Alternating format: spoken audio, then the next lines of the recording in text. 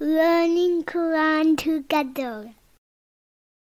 बिस्मिल्लाह अल्हम्दुलिल्लाह वस्सलातु वस्सलामु अला रसूलिल्लाह। सूरह अल-नूर आयत 51। इन्नमा काना, बेशक है, कौलल मुमिनीना, कौल मोमिनों का, इज़ा दुऊ इलल्लाहि व रसूलिही, जब उन्हें अल्लाह और उसके रसूल की तरफ बुलाया जाता है, लियहकुमा बैनहुम, कि वो उनके दरमियान फ़ैसला कर दे, अन यकूलू, वो कहते हैं, समिअना व अताअना, हमने सुना और हमने फर्मा बरदारी की, व उलाइका हुमुल मुफ्लिहून, और यही लोग फलाह पाने वाले हैं। अल्लाह ताला ने अहले ईमान की तारीफ़ फरमाई है कि उन्होंने अल्लाह और उसके रसूल की तस्दीक की। जब उन्हें अल्लाह और उसके रसूल की तरफ बुलाया जाता है तो उनकी आवाज़ पर वो लब्बैक कहते हैं। अल्लाह की किताब और मोहम्मद सल्लल्लाहु अलैहि वसल्लम की सुन्नत के सिवा कोई और रास्ता तलाश नहीं करते। जब उन्हें अल्लाह और उसके रसूल की तरफ उनके मुकद्दमों के फ़ैसलों के लिए बुलाया जाता है, चाहे वो फ़ैसला उनकी ख्वाहिशात के मुताबिक हो या उसके ख़िलाफ़ हो, तो वो कहते हैं, हमने सुना और इस फ़ैसले पर हमने अताअत की। फरमाया, या अय्युहल्लज़ीना आमनू अतीउल्लाह व अतीउर रसूला व उलिल अम्रि मिनकुम फ़इन तनाज़अतुम फ़ी शैइन फ़रुद्दुहु इलल्लाहि वर रसूली इन कुंतुम तुअमिनूना बिल्लाहि वल यौमिल आखिरी ज़ालिका खैरुम व अहसनु तावीला। ऐ लोगो जो ईमान लाए हो, अल्लाह ताला की अताअत करो और अल्लाह ताला के रसूल की अताअत करो और अपने में से हुक्म देने वालों की अताअत करो। फिर अगर किसी चीज़ से तुम आपस में झगड़ पड़ो तो उसको अल्लाह और उसके रसूल की तरफ लौटा दो।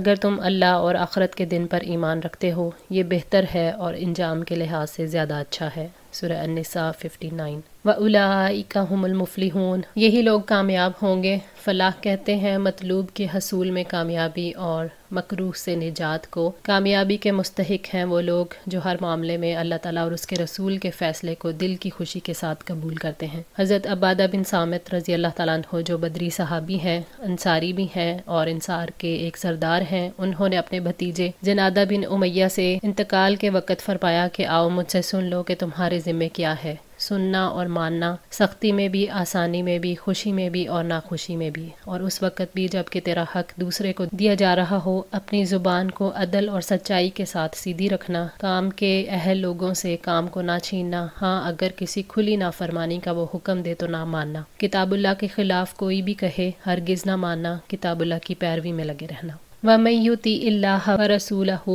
और जो अल्लाह और उसके रसूल की फर्मा बरदारी करें, व यख्शल्लाह, और अल्लाह ताला से डरे, व यत्तक़ी, और उसकी नाफरमानी से बचे, फ़उलाइका हुमुल फ़ाइज़ून, तो यही लोग कामयाब होने वाले हैं। मोमिन समा और अतात इसलिए करता है कि उसे पूरा यकीन होता है कि अल्लाह और उसके रसूल का फ़ैसला ही उसके हक़ में मुफीद है। इसके सिवा जो कुछ है वो या तो शैतान का बहकावा है या नफ्स की ख्वाहिशात। व यख्शल्लाह, और अल्लाह ताला से डरे, यानी जो बाजी के गुनाहों पर अल्लाह ताला से डरता है और ख्वाहिशात नफ्स की तकमील से बाज आ जाता है। व यत्तक़ी, और अल्लाह ताला की नाफरमानियों को छोड़कर उसके बुरे अजाब से बचता है। फरमाया, या अय्युहल्लज़ीना आमनुत्तक़ुल्लाह हक़्क़ तुक़ातिही वला तमूतुन्ना इल्ला व अंतुम मुस्लिमून, ऐ लोगो जो ईमान लाए हो, अल्लाह ताला से डर जाओ जैसा कि उससे डरने का हक़ है, और तुम्हें हरगिज़ मौत ना आए मगर इस हाल में कि तुम मुसलमान हो। सूरह आले इमरान 102। फ़उलाइका हुमुल फ़ाइज़ून, तो यही लोग कामयाब होने वाले हैं जिसने दिल में अल्लाह का खौफ रखा और अल्लाह और उसके रसूल की अताअत की। व अक़समू बिल्लाही, और उन्होंने अल्लाह ताला की कस्में खाई, जहदा ऐमानिहिम, अपनी पुख्ता कस्में, ला इन अमरतहुम, के यकीनन अगर आप उन्हें हुक्म दें, ला यख़रुजुन्ना, तो वो ज़रूर निकलेंगे, कुल्ला तुक़सिमू, आप कह दें कस्में न खाओ, ताअतुम मअरूफ़तुन, अताअत तो जानी पहचानी है, इन्नल्लाह ख़बीरुम बिमा तअमलून, बेशक अल्लाह ताला उसकी पूरी खबर रखने वाला है जो तुम अमल करते हो। अल्लाह ताला ने इस आयत में नाफरमान मुनाफिकों का हाल बयान किया है जिनके दिलों में शक की बीमारी है, जिसकी वजह से वो नबी सल्लल्लाहु अलैहि वसल्लम के साथ निकलने की बजाय घरों में बैठे रहे। मुनाफिक अल्लाह ताला की पुख्ता कस्में खाकर कहते हैं कि अगर उन्हें जंग के लिए निकलने का हुक्म दे तो वो फ़ौरन उठ खड़े होंगे। अल्लाह ताला ने उनके बारे में आगाह करते हुए फरमाया कि आप सल्लल्लाहु अलैहि वसल्लम उन्हें कह दें कि ज़्यादा कस्में ना खाओ। फरमाया, यहलिफूना लकुम लितरदउ अनहुम फ़इन तरदउ अनहुम फ़इन इन्नल्लाह ला यर्दा अनिल कौमिल फासिकीन, वो तुम्हारे लिए कस्में खाएंगे ताकि तुम उनसे राज़ी हो जाओ, सो तुम उनसे राज़ी हो भी जाओ तो यकीनन अल्लाह ताला नाफरमान लोगों से राज़ी नहीं होता। सूरह तौबा 96।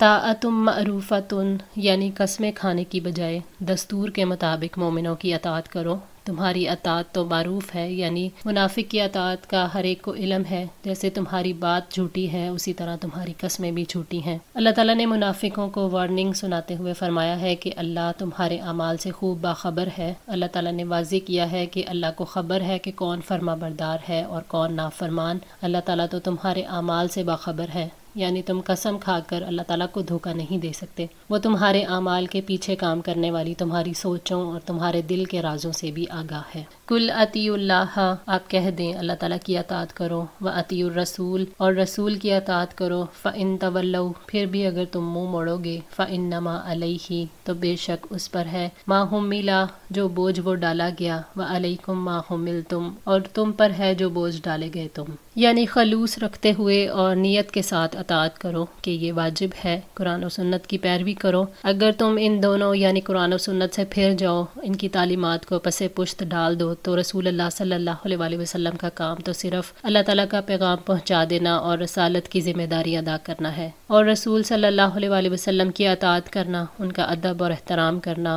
اور اس ادب کے تقاضوں کا خیال رکھنا تمہارا کام ہے۔ وَإِن تُطِيعُوهُ، اور اگر تم اس کی اطاعت کرو گے، تہتدوا، تو ہدایت پاؤ گے، وَمَا عَلَى الرَّسُولِ، اور نہیں ہے رسول پر، إِلَّا الْبَلَاغُ الْمُبِينُ، مگر پہنچا دینا کھلم کھلا۔ یعنی اگر نبی صلی اللہ علیہ وسلم کی بات مان لو گے، ان کی اطاعت کرو گے تو ہدایت پالو گے، کیونکہ رسول کے طریقے کے سوا کسی طریقے سے بھی راہ راست نہیں پا سکتے۔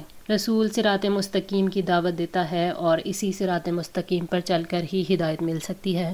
نبی صلی اللہ علیہ وسلم کے ذمے صاف صاف پیغام پہنچا دینا ہے تاکہ کسی کے لیے کسی شک اور شبے کی گنجائش نہ رہے۔ فرمایا فذکر انما انت مذکر لست علیہم بمسیطر، پس آپ نصیحت کریں، یقیناً آپ نصیحت کرنے والے ہی ہیں، آپ ان پر ہرگز کوئی مسلط کیے ہوئے نہیں ہیں۔ سورہ الغاشیہ 21-22۔ نبی صلی اللہ علیہ وسلم نے پیغام پہنچا دیا، اب حساب لینا اللہ تعالیٰ کے ذمے ہے۔ وعد اللہ، اللہ تعالیٰ نے وعدہ کیا، الذین آمنوا منکم، ان کے ساتھ جو تم میں سے ایمان لائے، وعملوا الصالحات، اور نیک عمل کیے، لیستخلفنہم، کہ وہ ان کو ضرور بضرور جانشین بنائے گا، فی الارض، زمین میں۔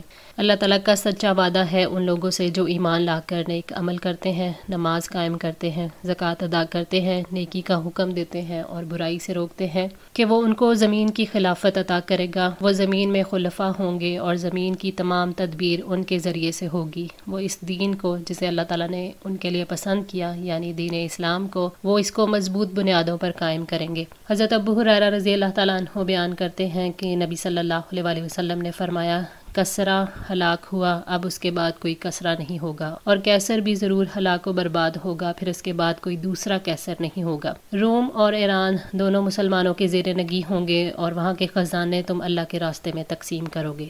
صحیح بخاری 3027۔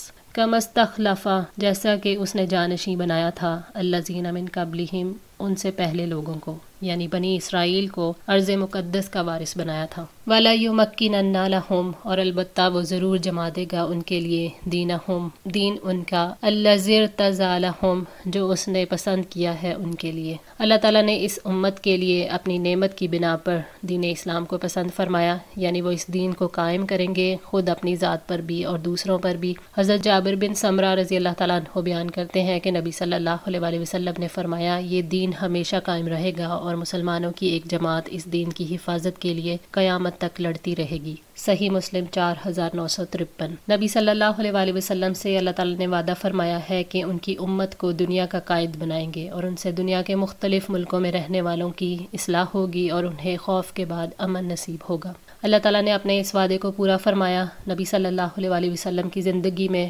مکہ، خیبر، بحرین، طائف، جزیرۃ العرب اور یمن کا علاقہ مسلمانوں کے قبضے میں آ گیا۔ آپ صلی اللہ علیہ وسلم نے ہجر کے مشرکوں سے ٹیکس وصول فرمایا اور شام کے بعض علاقوں سے بھی۔ شام، روم اور ہرکل نے، شاہ مصر اور شاہ اسکندریہ، مقوقس نے اور عمان کے بادشاہوں نے اور نجاشی نے جو شاہ حبشہ تھا، نبی صلی اللہ علیہ وسلم کی خدمت میں تحائف بھیجے۔ ابن کثیر۔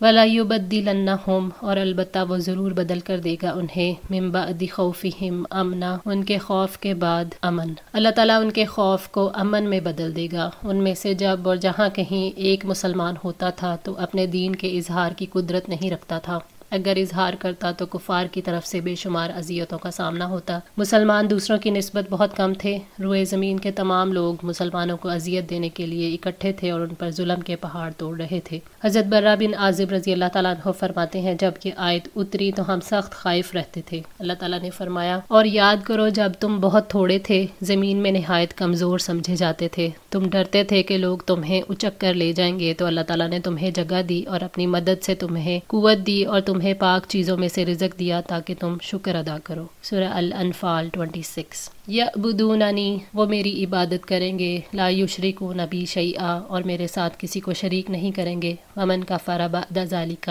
اور جس نے اس کے بعد کفر کیا، فاولئک هم الفاسقون، تو وہی لوگ نافرمان ہیں۔ یعنی وہ لوگ ایک اللہ کی عبادت کریں گے اور اس کے ساتھ کسی کو شریک نہیں ٹھہرائیں گے، اور جس کسی نے اس کے بعد بھی کفر کیا، کفران نعمت کیا، تو یہ اس کے باطنی فساد پر دلیل ہے اور وہی لوگ نافرمان لوگ ہیں۔ عروہ بن زبیر نے بیان کیا، آپ نے بیان کیا کہ میں نے عبداللہ بن عمرو بن عاص سے پوچھا کہ نبی صلی اللہ علیہ وآلہ وسلم کے ساتھ سب سے زیادہ سخت معاملہ مشرکین نے کیا کیا تھا۔ حضرت عبداللہ نے بیان کیا کہ جب آپ کعبہ کے قریب نماز پڑھ رہے تھے کہ عقبہ بن ابی معیط آیا اور اس نے آپ کا شانہ پکڑ کر آپ کی گردن میں اپنا کپڑا لپیٹ دیا اور اس کپڑے سے آپ کا گلا سختی کے ساتھ گھٹنے لگا، تو اتنے میں حضرت ابوبکر صدیق رضی اللہ تعالیٰ عنہ بھی آ گئے اور انہوں نے اس کا کندھا پکڑ کر اسے آپ صلی اللہ علیہ وآلہ وسلم سے جدا کیا اور کہا کہ کیا تم ایک ایسے شخص کو قتل کر دینا چاہتے ہو جو کہتا ہے کہ میرا رب اللہ ہے اور وہ تمہارے رب کے پاس سے اپنی سچائی کے لیے ایک روشن دلیل بھی ساتھ لایا ہے۔ صحیح بخاری 4815۔ آج کے لیے اتنا ہی۔ دعا ہے اللہ تعالیٰ ہماری اس کوشش کو قبول فرمائے، ہماری غلطیوں کوتاہیوں کو معاف فرما کر ہماری اصلاح فرمائے۔ جزاکم اللہ خیر، والسلام علیکم ورحمۃ اللہ وبرکاتہ۔